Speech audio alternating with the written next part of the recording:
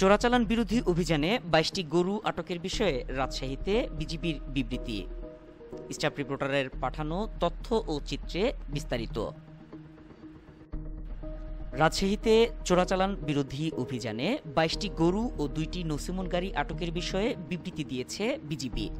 বুধবার বিকেলে বিজিবির এক প্রেস বিজ্ঞপ্তিতে জানানো হয়, চোরা কারবারিরা বিজিবির নজর এড়িয়ে ভারতীয় গরুগুলো রাজশাহী সিটি হাটে বিক্রির উদ্দেশ্যে নিয়ে আসছিল।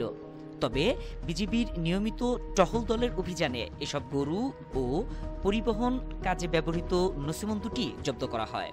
পরে কাস্টমস কর্তৃপক্ষের কাছে হস্তান্তর করা হয়েছে। এই ঘটনায় পরবর্তীতে রাজশাহীর সিটি হাটের ইজারাদার কিছু গরু ব্যবসায়ী ও সন্দেহভাজন চোরাকারবারিরা বিজিবির শালবাগানস্থ প্রধান ফটকে উপস্থিত হয়ে গরুগুলো দেশীয় প্রজাতির বলে দাবি করেছে। একই সাথে তাদের নিকট হস্তান্তরের দাবি জানায়। তারা কিছু সময়ের জন্য বিশৃঙ্খলা সৃষ্টির চেষ্টা করে। কর্তব্যরত বিজিবি সদস্যরা তাদের শান্তভাবে এলাকা ত্যাগের অনুরোধ জানালেও তারা সেখানে অবস্থান করছিল।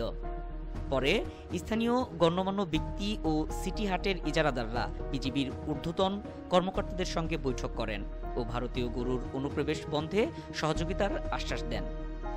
বিবৃতিতে বিজিবি আরও জানায়, সীমান্ত নিরাপত্তা রক্ষায় তাদের চোরাচালান বিরোধী অভিযান অব্যাহত থাকবে। ডেস্ক রিপোর্ট, সময়ের কথা 24।